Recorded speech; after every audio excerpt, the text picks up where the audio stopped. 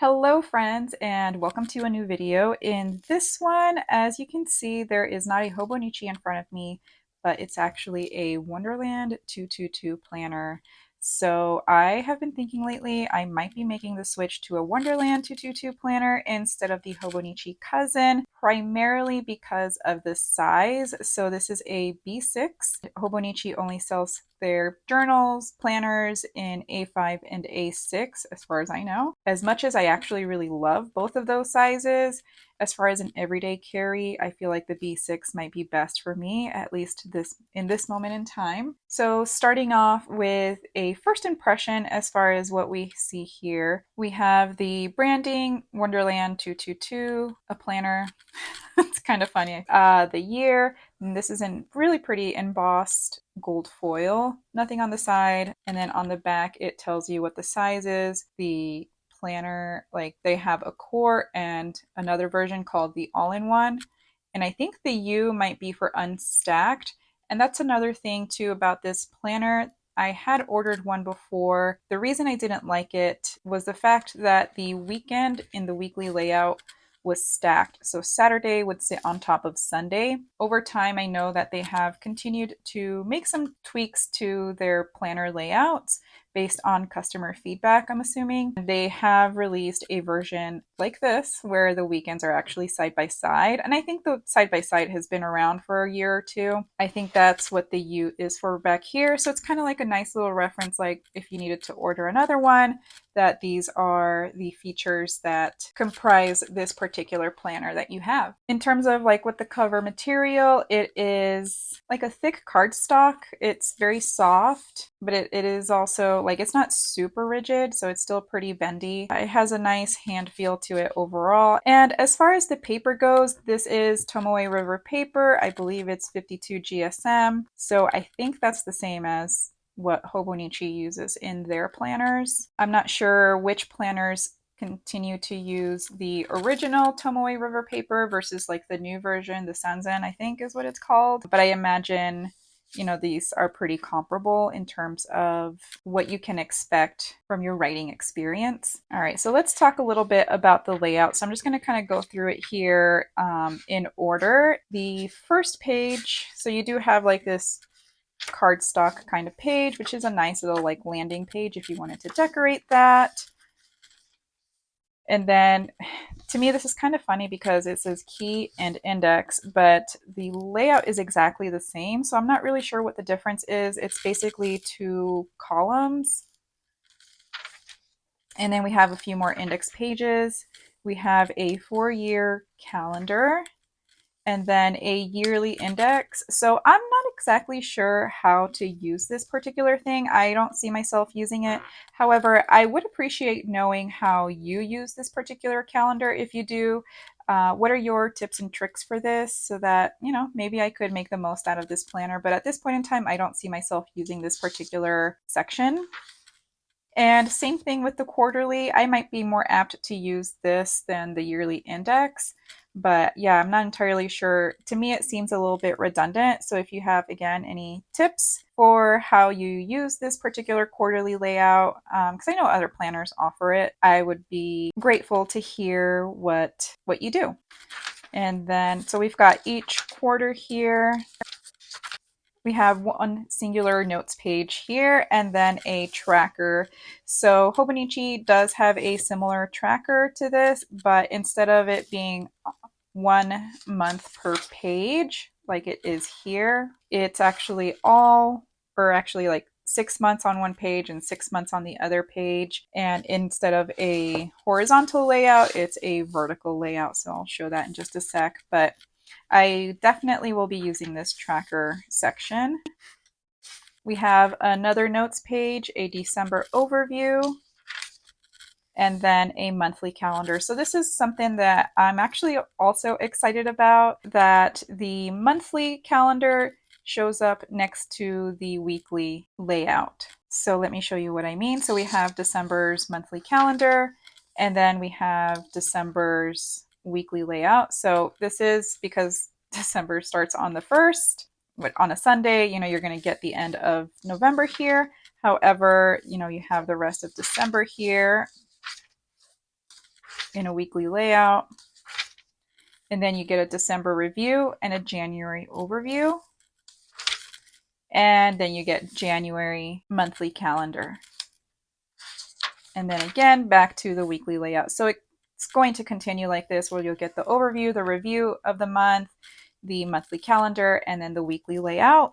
And I think this is fabulous. I think this has a better flow compared to the Hobonichi, but only time will tell.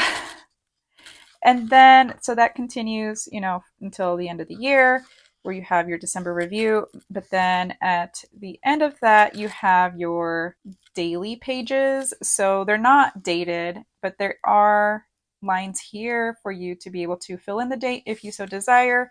It does have like an hourly kind of layout here if you wanted to plan your day that way. There's also a line here and a line here. So it's kind of like 3 sections. But as far as the difference between the core planner and the all-in-one planner is, the core planner has a lot less daily pages than the all-in-one. This one has, I believe, 88 pages. Yes, it is going to make for a thinner planner compared to the Cousin. I'm guessing probably pretty similar to the Avec if you go that way. But unlike the Avec, it is a full year in my hand right now versus half a year. So only one planner for the year, if one can make it last that long. And then we have the final page, which is again just cardstock and the back cover. So like I mentioned earlier, I was really excited. I am really excited about this size, because with the Cousin, and this is the Avec, with the Cousin, I really, really enjoy this size. However, as an everyday carry, it is kind of big, and I would like to be able to take this thing to appointments or just kind of out with me, to have it like as my buddy by my side kind of thing. And this is a really nice size for that. And you can see here the difference between the Cousin, which is an A5, and then the B6 Wonderland planner. In terms of thickness, we're looking pretty similar here. But again, this is the Avec, so it's only half a year as opposed to a full year here. And just for size reference, this is the Techo, which is an A6 size. And it's not going to do good to compare the thickness, just because I do have a little bit of chunk in here from stickers, but you can see that the size difference between the 3 of them. So something I thought I was going to be disappointed by was the fact that I would be having a lot less writing space in the Wonderland planner compared to the Hobonichi. Upon a little bit further inspection, I realized it's actually not that significant, if at all even that different. So you'll see what I mean here. So let me pull up this daily page, kind of try to line it up with the top and the bottom. That's more or less correct there. So you could see that in terms of writing space, because with Hobonichis, you have this huge space at the bottom where you can't really do much except decorate over it if you wanted to, but you're losing some writing space here. And honestly, I've rarely ever used this, I've rarely ever used this top section to write in, although I love that. I just, for some reason, never do. So at the end of the day, the writing space is pretty much the same in just a more compact form. And like I mentioned earlier, when you compare the layout to the Wonderland planner compared to the Hobonichi, things are a lot more compartmentalized in the Hobonichi. So in terms of like the monthly calendar, you have your section of monthly pages here, and then you have your weekly pages after that.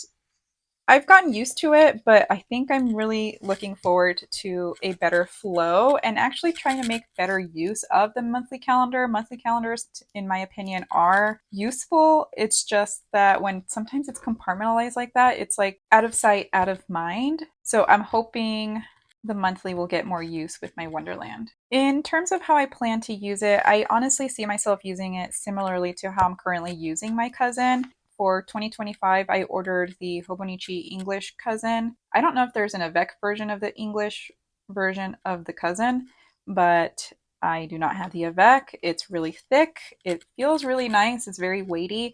But again, as an everyday carry, I don't like carrying that big, heavy planner around. So I'm really hoping that basically I can transition pretty easily from my cousin to this and basically using it the same way. As far as like my daily pages, I don't really journal in them anymore like I used to.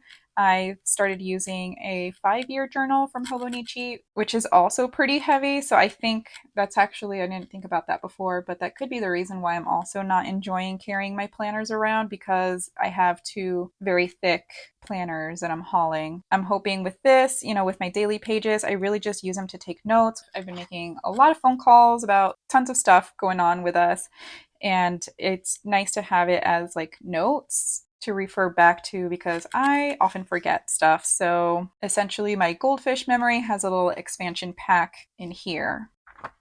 As far as downsides, I honestly am not foreseeing really any downsides to using this new planner. All right, I left to go get my planner because I think it would just be easier to show. As far as like the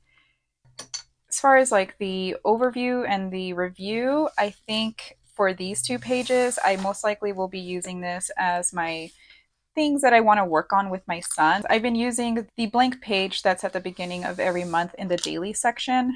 So I can really foresee myself kind of just putting this in one of these pages, either the review or the overview. And as far as my personal goal planning, I really see no issue as far as being able to do that, what I do here in my cousin, to be able to do it in here. It looks like, the page will really fit just fine. And I can continue to do my weekly layouts and decorate, anything that I want to. And because it's not super thick, that, hopefully if it chunks up, it doesn't get like too heavy like some planners can get. I find this to be very funny because I really thought that eventually I would move away from the Hobonichi and go into a Sterling ink. But Sterling ink is actually really, really similar to Hobonichi in terms of how it compartmentalizes the layout with the monthly section, the weekly section, the daily section. I'm actually surprised that I came back to a Wonderland planner. So I hope this really works out for me. If not, I mean, I still have my Hobonichi to fall back on, and I do have a mostly blank Sterling ink planner. Yeah, a mostly blank Sterling ink common planner. And like I said, this one's actually pretty similar to the Hobonichi, so I'm not going to really talk about this one. I think this might be a good planner for you too, if you're kind of looking for something like the Hobonichi, but a little bit of a different flow. And I did order a cover recently, so I'm going to be making another video as far as how I'm planning to set this up. So stay tuned for that. And let me know if you are using a Wonderland 222 planner. What planner are you using specifically? Is it like the all-in-one, the core? Are you liking stacked versus unstacked weekends?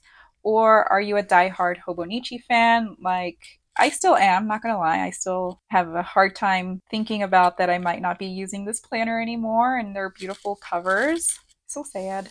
But yeah, I'd be interested in knowing what you guys think. And again, if you use a quarterly layout and if you use a yearly index, where is that thing?